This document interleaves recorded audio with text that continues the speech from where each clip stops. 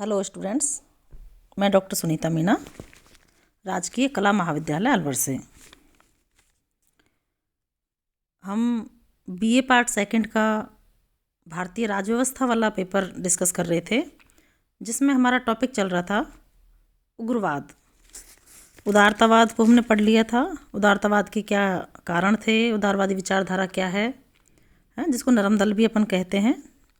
दूसरा है उग्रवादी विचारधारा, उसके क्या कारण रहे हैं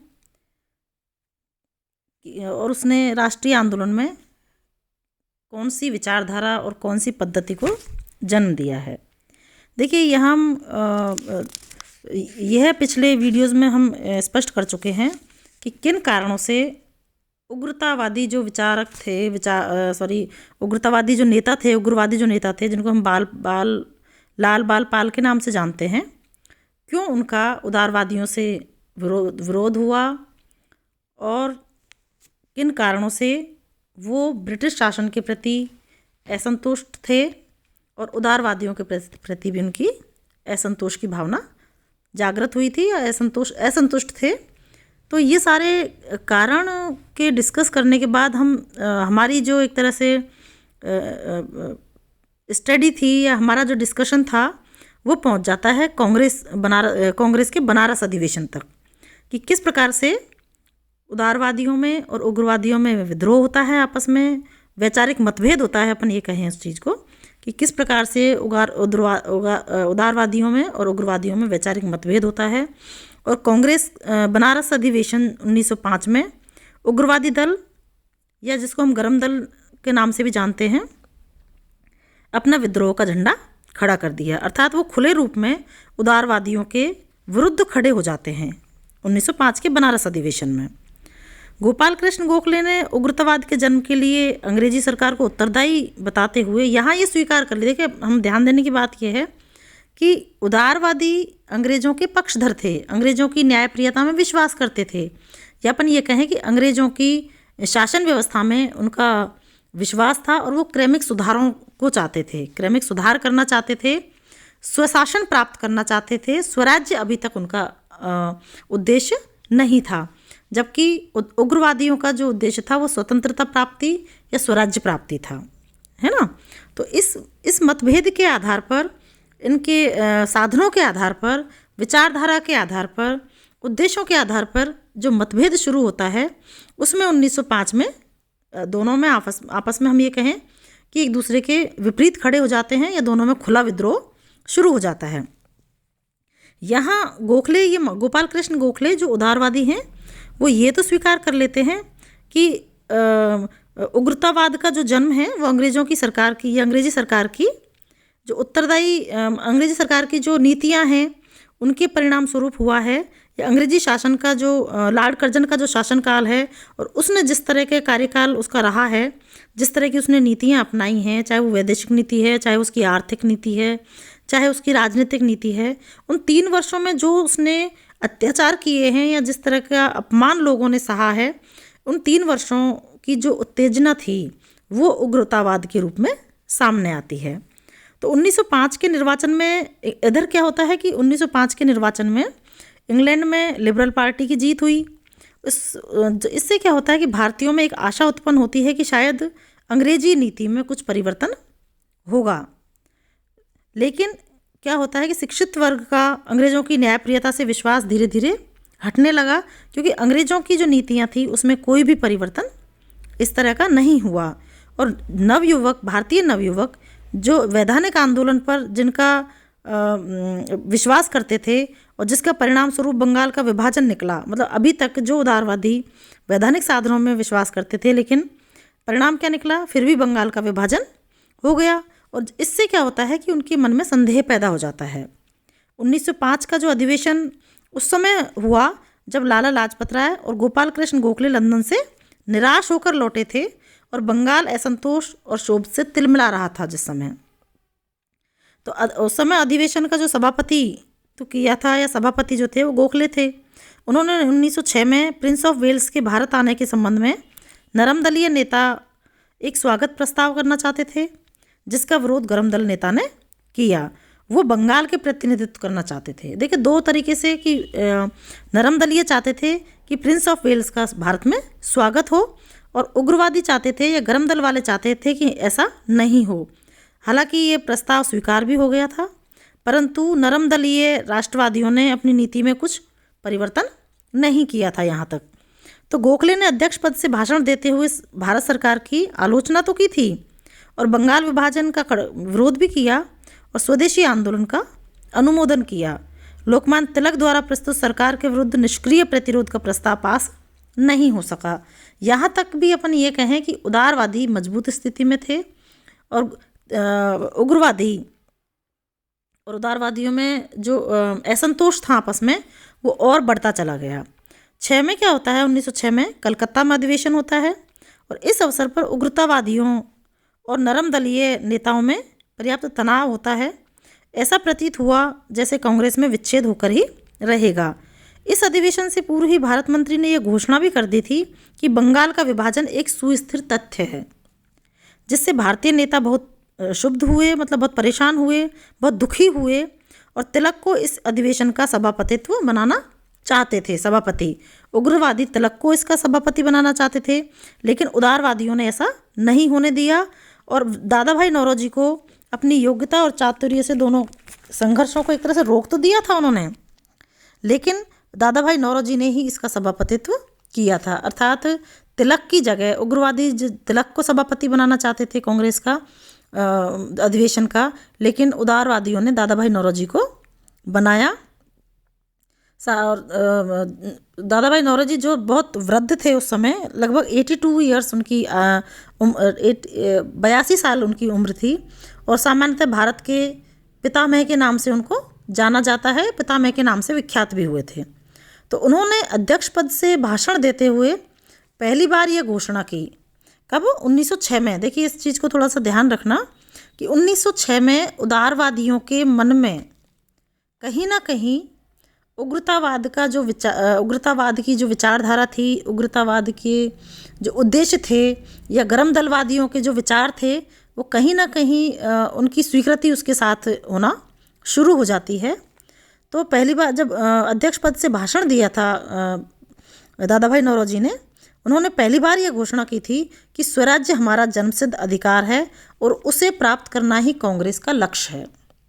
भाई, तिलक तो अब तक ये कहते ही आए थे कि स्वराज्य मेरा जन्मसिद्ध अधिकार है और मैं इसे लेकर रहूँगा, लेकिन यहाँ पहली बार कांग्रेस ने अपना लक्ष्य स्वराज्य बनाया कि स्वराज्य हमारा जन्मसिद्ध अधिकार है, अर्थात कांग्रेस का जन्मसिद्ध अधिकार है, और उसे प्राप्त करना ही कांग्रेस का लक्ष्य है। तो उन्होंने यह भी स्वीकार किया, यह भी कहा कि स्वतंत्रता हमारे जीवन की सांस है। हम स्वतंत्रता चाहते हैं, हम दया की भीख नहीं मांगते, हम न्याय चाहते हैं। वस्तुतः यह उग्रतावादियों के लिए महान सफलता थी। कांग्रेस ने इसके 4 प्रस्ताव, स्वराज्य, स्वदेशी आंदोलन, विदेशी वस्तुओं का बहिष्कार और राष्ट्रीय शिक्षा, इन चारों जो प्रस्ताव थे उनको स्वीकार कर लिया।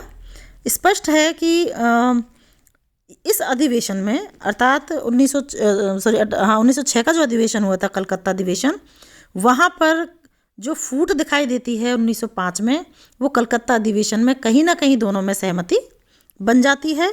और उग्रतावाद के जो 4 प्रस्ताव, महत्वपूर्ण प्रस्ताव उन्होंने, जिनको हम उग्रतावाद के साधन कह सकते हैं या उग्रतावाद के लक्ष्य कह सकते हैं, एक तो स्वराज्य था, दूसरा स्वदेशी आंदोलन, तीसरा है विदेशी वस्तुओं का बहिष्कार, और चौथा है राष्ट्रीय शिक्षा। इस बात को थोड़ा सा मैं कहना चाहूँगी कि इन 4 शब्दों को आप ध्यान में रखें। एग्ज़ाम में ये चीज़ें पूछी जाती हैं कि कांग्रेस के उग्रतावादी जो विचारधारा थी या गर्म दलीय जो विचारधारा थी, उसके मुख्य उद्देश्य या साधन क्या थे। अब क्या होता है कि ये चीज़ों को, मतलब इन चारों प्रस्तावों को उदारवादी स्वीकार कर लेते हैं, और कांग्रेस का लक्ष्य भी स्वराज्य यहाँ हो जाता है। लेकिन स्वराज्य के अर्थ को लेकर दोनों दलों में वापस से गंभीर मतभेद शुरू हो जाते हैं। गर्म दल के कांग्रेसियों ने इसका अर्थ लगाया वैधानिक तरीके से, नरम दल जो वैधानिक तरीकों में विश्वास करते थे, उन्होंने स्वराज्य का अर्थ लगाया कि वैधानिक तरीकों से, अर्थात कानूनी तरीकों पर चलकर उत्तरदायी सरकार की स्थापना और औपनिवेशिक स्वराज्य की प्राप्ति। देखो वो अभी भी वैधानिक तरीकों में विश्वास करते थे, ये बात ठीक है, लेकिन फिर भी उत्तरदायी सरकार की स्थापना के और औपनिवेशिक स्वराज मतलब उपनिवेशवाद का वहाँ यहाँ पर अभी तक वो अंग्रेजों का विरोध नहीं कर पाए थे। वो स्वराज्य चाहते थे, लेकिन अंग्रेजों के सानिध्य में रहकर या अंग्रेजों के उपनिवेश बनकर ही वो स्वराज्य चाहते थे। परंतु उग्रतावाद ने इसका अर्थ दूसरा लगाया, वो चाहते थे पूर्ण स्वराज्य। तो स्वराज्य का अर्थ एक तरफ तो क्या था, उपनिवेशिक स्वराज्य, और दूसरी तरफ उग्रतावादियों ने लगाया था कि हमें पूर्ण स्वराज्य। तो इस बुनियादी भेद के कारण फूट अनिवार्य थी। और इसी बीच लॉर्ड मिंटो ने नरम दलीय नेताओं के आगे सुधारों के संबंध में बातचीत भी शुरू कर दी, जिससे क्या हुआ कि गर्म दलीय नेता बहुत क्षुब्ध हुए। एक तो मतभेद हो गया, दूसरी बात कि लॉर्ड मिंटो ने जब नरम दल के नेताओं के साथ बातचीत शुरू की और नरम दलवादियों ने उग्रवादियों या गर्म दलवादियों के विपरीत बातचीत करना जब उनसे एक तरह से स्वीकार कर लिया, इससे गर्म दल में काफ़ी निराशा छाई। उनका कहना था कि नरम दल वाले अपनी नरम नीति के कारण कोई प्रभाव सरकार पर नहीं डाल सकते, और उदारतावादी नेता सरकार की शक्ति का ढिंढोरा पीटकर उग्र विचारधारा का गला घोंटने का प्रयत्न कर रहे हैं। इसी तनाव में सूरत का अधिवेशन हुआ, और इस अधिवेशन में अध्यक्ष निर्वाचन के प्रश्न पर गहरा मतभेद हुआ। उग्रतावादी लोकमान्य तिलक को इस अधिवेशन का सभापति बनाना चाहते थे, परंतु उदारतावादियों ने अपने बहुमत के आधार पर डॉक्टर रास बिहारी घोष को अधिवेशन का सभापति निर्वाचित कर दिया। तो सभापति के भाषण प्रारंभ करते ही गुलकपाड़ा शुरू हो गया, एक तरह से विवाद शुरू हो गया, और कांग्रेस का यह अधिवेशन शोरगुल का निंदनीय नाटक बन गया। अधिवेशन की कार्रवाई पुलिस की सहायता से स्थगित कर दी गई, और मराठी उग्रतावादियों ने जूतों और छड़ियों का भी प्रयोग किया। अगले दिन 1600 प्रतिनिधियों में से लगभग 900 प्रतिनिधियों की सभा हुई।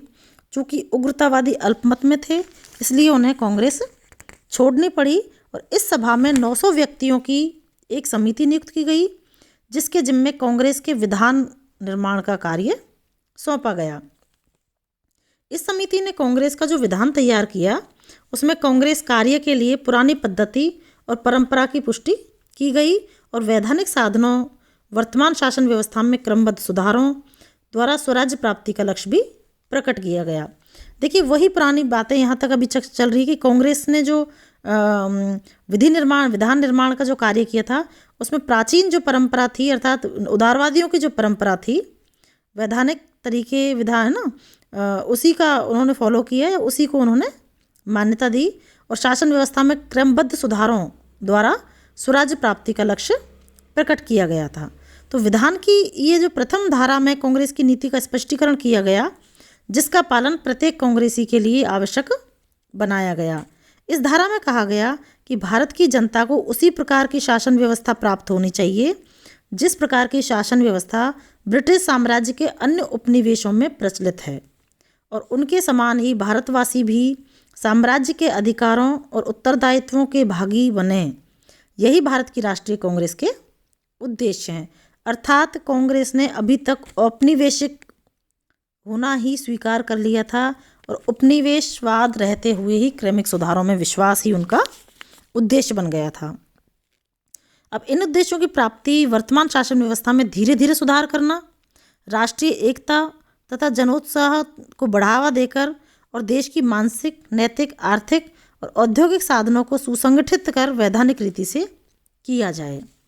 अब चूँकि उग्रतावादी कांग्रेस की इस नरम नीति के बिल्कुल विरुद्ध थे, इसलिए वो कांग्रेस से अलग हो गए, और दोनों दल अपने कम से कम 9 वर्षों तक अलग अलग कार्य करते रहे। तो इस प्रकार से क्या होता है कि नरम दल और गरम दल बिल्कुल अलग हो जाते हैं सूरत अधिवेशन से। सूरत में दोनों में फूट पड़ जाती है, और दोनों की विचारधारा, उद्देश्य के आधार पर, सभापति के आधार पर, मतलब कहीं ना कहीं एक दूसरे से अलग होकर कांग्रेस 2 भागों में बट जाती है, नरम दल और गरम दल के रूप में। इधर उग्रवाद का जो जन्म लोकमान्य, ये हमें पता है, हम डिस्कस कर चुके हैं कि लोकमान्य तिलक जिनका जन्म महाराष्ट्र में हुआ था, उग्रवाद का जन्म भी महाराष्ट्र में ही हुआ है, लेकिन इसकी जो लहर थी वो धीरे धीरे बंगाल और देश में फैल गई। और लोकमान्य तिलक का एक तरह से हम ये कहें कि जहाँ 200 साल पूर्व शिवाजी जैसे महान राष्ट्रीय वीर का जन्म हुआ था, वे चित्पावन ब्राह्मण थे और 18वीं शताब्दी के पेशवाओं के वंशज थे। वहीं लोकमान्य तिलक का जन्म हुआ और इसीलिए सर वैलेंटाइन शिरोल तिलक कहते हैं कि तिलक ब्रिटिश राज्य सत्ता के प्रति अभक्ति की प्रेरणा देने वालों में अत्यंत भयंकर और भारतीय अशांति के जनक थे। अर्थात सर वैलेंटाइन शिरोल लोकमान्य तिलक को भारतीय अशांति का जनक कहते हैं, क्योंकि उन्होंने स्वतंत्रता के लिए सार्वजनिक आंदोलन का सूत्रपात किया। उन्होंने पाश्चात्य सभ्यता संस्कृति के प्रति लोगों को जागृत किया और भारतीय संस्कृति, सभ्यता, इतिहास और धर्म के प्रति लोगों को जागृत किया। अपनी संस्कृति पर गर्व करना उन्होंने सिखाया था और उन्होंने इसी संदर्भ में केसरी और मराठा नामक 2 साप्ताहिक पत्रों का भी प्रकाशन किया था, ताकि महाराष्ट्र के नवयुवकों में जोश और स्वदेश प्रेम की भावना जागृत हो। तिलक की जब हम बात करते हैं तो इसी संदर्भ में 2 और महत्वपूर्ण पॉइंट हमारे सामने हैं कि तिलक ने 1893 में गणपति उत्सव और 1895 में शिवाजी समारोह का एक तरह से उत्सव किया, मतलब उत्सव का आयोजन किया, है ना। तो 1893 में गणपति उत्सव था, उसका मेन उद्देश्य था भारतीय भावना, मतलब नवयुवकों में धार्मिक भावना और राष्ट्र के प्रति भक्ति भावना की उत्पन्न करना, भक्ति भावना को उत्पन्न करना। उन्होंने विद्यार्थियों के लिए अनुशासन एवं शारीरिक शिक्षा पर अधिक जोर दिया, ताकि युवकों में साहस का विकास हो और वे निर्भीक होकर राष्ट्रीय आंदोलन में भाग ले सकें। तो भारतीय युवकों में आत्मविश्वास तथा आत्मनिर्भरता की भावना के विकास के उद्देश्य से उन्होंने गोहत्या समिति, अखाड़ों तथा लाठी क्लबों की भी स्थापना की। तो गणपति उत्सव का जो उद्देश्य था, वो जो युवा थे, भारतीय नवयुवक थे, उनमें धार्मिक भावना के साथ साथ राजनीतिक और अनुशासन संबंधी भावना उत्पन्न करने का भी प्रयास उन्होंने किया था। और इसी प्रकार से शिवाजी जो समारोह उन्होंने किया था, उसका उद्देश्य भी देखो, गणपति उत्सव को हम धार्मिक भावना से जोड़ते हैं। शिवाजी समारोह का जो उद्देश्य था वो मुख्यतः राजनीतिक था, अर्थात नवयुवकों के समक्ष राष्ट्रीय नेता शिवाजी का आदर्श प्रस्तुत करना उसका उद्देश्य था, जिन्होंने मुगल साम्राज्य से लोहा लिया था। तो कहीं ना कहीं इस प्रकार के उत्सव समाचार पत्रों के माध्यम से तिलक चाहते थे कि भारतीय नवयुवकों में राष्ट्रीय चेतना का संचार हो, अपने देश की प्रति भक्ति भावना का विकास हो, है ना, अपनी धर्म और संस्कृति के प्रति चेतना का विकास हो, और वो स्वराज्य प्राप्ति या स्वतंत्रता प्राप्ति के लक्ष्य को प्राप्त करने के लिए प्रयत्नशील हों। अब आगे ये है कि यहाँ कांग्रेस का विभाजन हो जाता है।